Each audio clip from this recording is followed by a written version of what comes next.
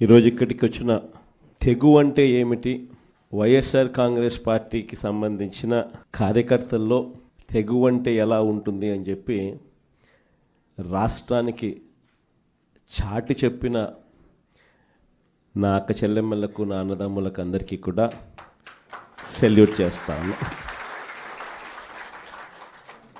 ఎందుకంటే ఈరోజు మనము యుద్ధ వాతావరణంలో ఈరోజు ఆంధ్ర రాష్ట్రంలో ప్రజలు బ్రతుకుతూ ఉన్న పరిస్థితులు కనిపిస్తూ ఉన్నాయి. ఇలాంటి దుర్మార్గమైన పాలన, రెడ్ బుక్ పాలన బహుశా ఎప్పుడు కూడా ఆంధ్ర రాష్ట్రంలో గతంలో ఎప్పుడు చూసి ఉండదు. అలాంటి పరిస్థితుల మధ్య ప్రజాస్వామ్యాన్ని ఖూనీ చేయడం అంత సులువు కాదు.